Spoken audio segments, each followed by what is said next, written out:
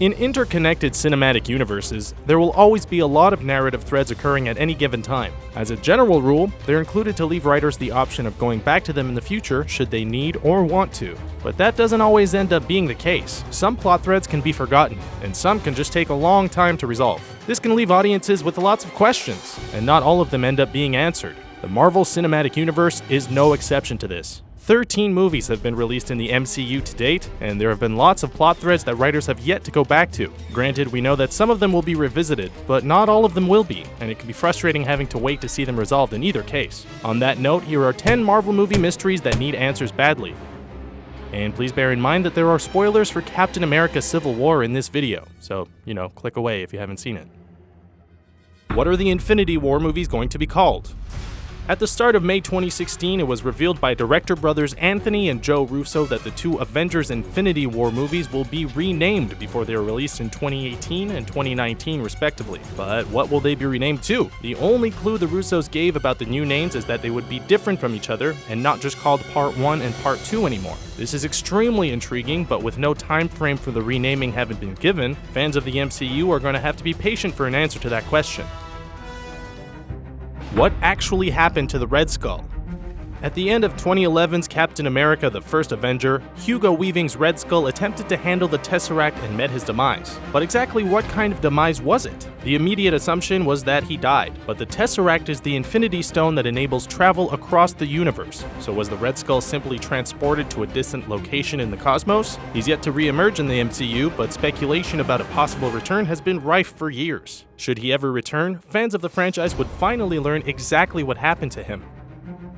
Does Atlantis exist in the MCU?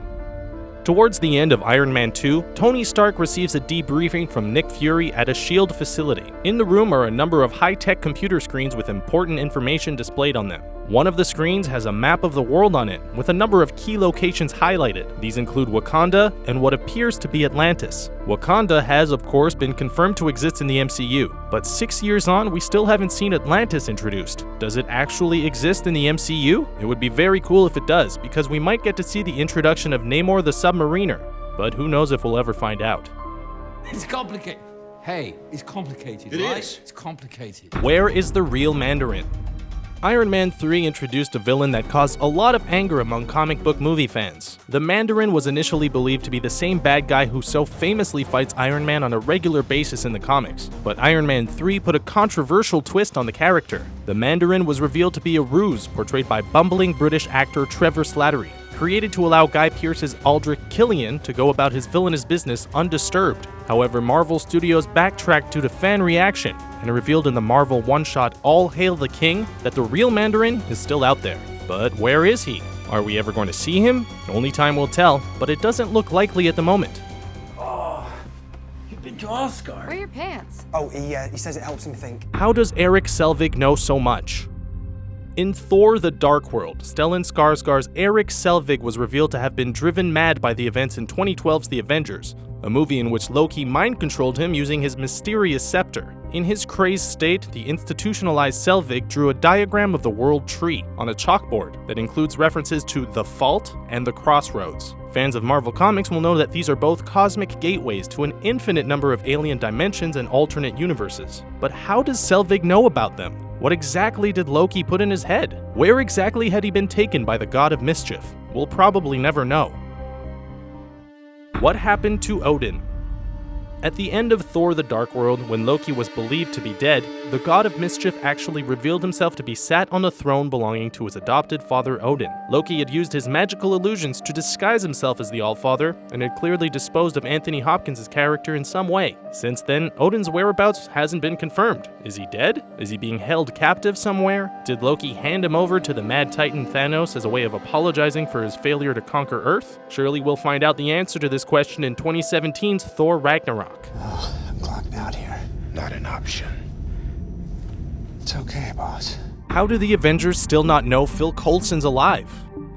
In 2012's Avengers movie, it's fair to say that the death of Phil Coulson was pivotal in the coming together of the team to defeat Loki and his invading Chitauri army. Tony Stark and his fellow heroes weren't going to let Clark Gregg's likable character die in vain, so they put their differences aside, convened in New York City, and kicked some alien ass. Soon after that victory, it was revealed in television's Agents of S.H.I.E.L.D. that Coulson had been resurrected. Nearly 4 years on, the Avengers still don't know that he's alive again. How? Both the Avengers and Coulson's team of S.H.I.E.L.D. agents make it their business to intervene in the exploits of superpowered villains around the globe, and Coulson often does it in broad daylight. So it's crazy to think his friends and allies in the Avengers aren't aware that he's not still dead.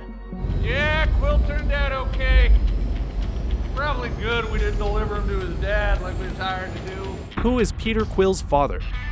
Guardians of the Galaxy was one of 2014's most successful movies, and it will be getting a 2017 sequel as a result. This is great news, as we already know that it will answer a question that fans badly want answered. It was revealed in the first movie that Peter Quill's father, someone Yondu described as a jackass, was something more than human, and that's why Peter was able to withstand the power of the Orb Infinity Stone. The movie ended on that cliffhanger, which was really frustrating. But it's now been confirmed that none other than Kurt Russell will be playing Quill's dad in Guardians of the Galaxy Volume 2. We really can't wait to find out just who exactly this character is. Where are all the Avengers now? At the end of Captain America Civil War, a lot of questions were left unanswered regarding where certain Avengers were. Captain America broke Clint Barton, Wanda Maximoff, Sam Wilson, and Scott Lang out of the Raft prison, but where that quartet disappeared to afterwards is unclear.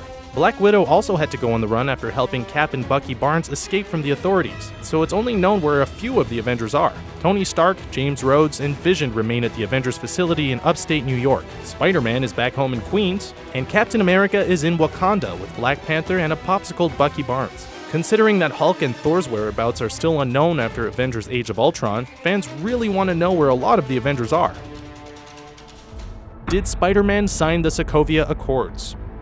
Captain America Civil War saw the MCU's debut of Spider-Man. The movie had Team Iron Man and Team Captain America fighting over the implementation of the Sokovia Accords, a legislative bill that required superhumans to register as such and be managed by the governments of the world. The web-slinger fought on Tony Stark's pro-registration side, but did he actually sign the Accords? He wasn't present for any discussions about it, and it was never made clear. It's really hard to imagine Spider-Man only operating on the streets of New York when the government tells him to. That's just not how Spider-Man classically rolls, and his first MCU solo movie in 2017 will definitely have a bizarre feel to it if that turns out to be the case. Thanks for watching our list of 10 Marvel movie mysteries that need answers badly. Did we leave any major examples out? Let us know in the comment section below, and be sure to subscribe to our channel for more videos like this one.